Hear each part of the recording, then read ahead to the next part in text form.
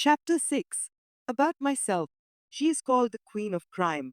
Her 77 detective novels and stories have been translated into every major language of the world. Who is she? My literary activities at this period seem curiously vague in my memory. I don't think, even then, that I considered myself a bona fide author. I wrote things, yes, books and stories. They were published, and I was beginning to accustom myself to the fact that I could count upon them as a definite source of income.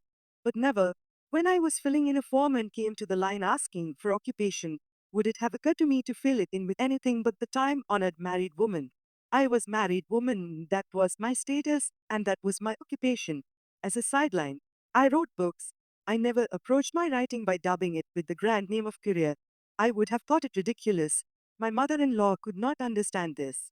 You write so well, Agatha dear, and because you write so well, surely you ought to write something, well, more serious. I found it difficult to explain to her, and indeed I did not really try, that my writing was for entertainment. I wanted to be a good detective story writer. Yes, as indeed by this time I was conceited enough to think that I was a good detective story writer. Some of my books satisfied and pleased me. They never pleased me entirely, of course, because I don't suppose that is what one ever achieves.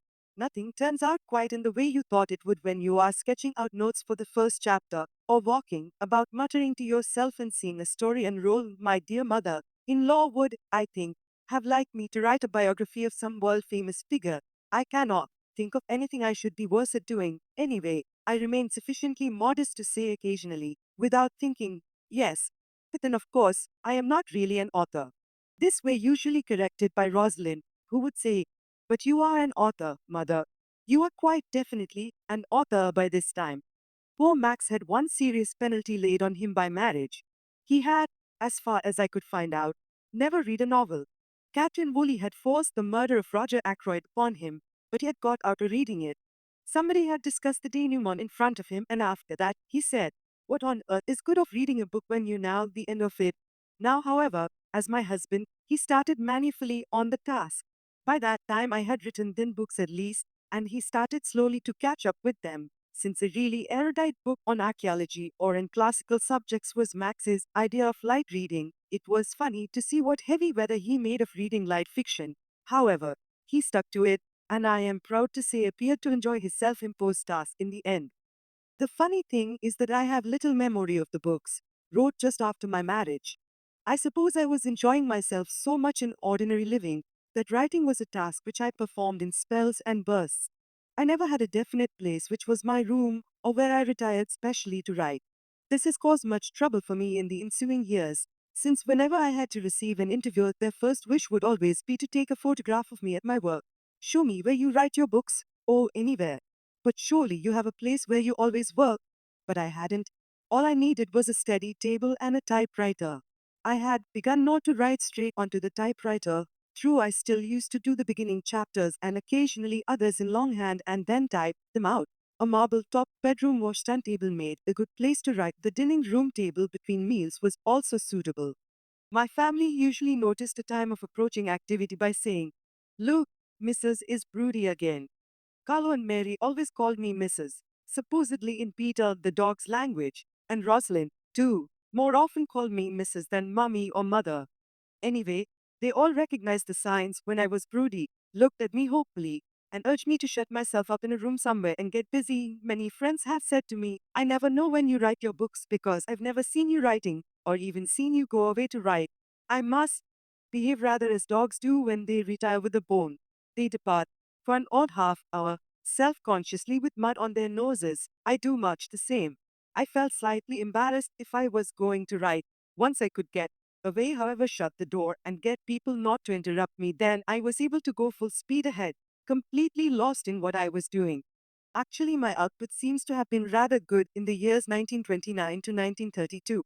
Besides full-length books, I had published two collections of short stories. One consisted Mr. Quinn stories. These are my favorite. I wrote one, not very often, at intervals perhaps of 3 or 4 months, sometimes longer still. Magazines appeared to like them, and I liked them myself. But I refused all offers to do a series for any periodical. I didn't want to do a series of Mr. Quinn. I only wanted to do one when I felt like it. He was kind of carryover for me from my early poems in the Harlequin and Columbine series. Mr. Quinn was a figure who just entered into a story, a catalyst. No more. His mere presence affected human beings. There would be some little fact, some apparently irrelevant phrase to point him out for what he was, a man shone in a harlequin colored light that fell on him through a glass window, a sudden appearance or disappearance. Always he stood for the something. He was friend of lovers and connected with death. Little Mr. Satterthwaite, who was, as you might say, Mr. Quinn's emissary, also became a favorite character of mine. I had also published a book of short stories called Partners in Crime. Each story here was written in the manner of some particular detective of the time. Some of them by now I cannot even recognize. Partners in Crime featured in it my two young sleuths, Tommy and Tuppence, who had been the principal characters in my second book, The Secret Adversary. It was fun to get back to them for a change. Murder at the Vicarage was published in 1930, but I cannot remember where, when, or how I wrote it, why I came to write it, or even what suggested to me that I should select a no character, Miss Marple, to act as the sleuth in the story. Certainly, at the time I had no intention of continuing her as she was to become a rival of Hercule Poirot. People write to me nowadays to suggest that Miss Marple and Hercule Roch should meet. But why should they? I am sure they would not enjoy it at all. Hercule Poirot, the complete egoist, would not like being taught his business by an elderly spinster lady. He was professional sleuth. He would not he be at home at all in Miss Marple's world. No, they are both stars, and they are stars in their own right. I shall not let them meet unless I feel a sudden and unexpected urge to do so. Agatha Christie.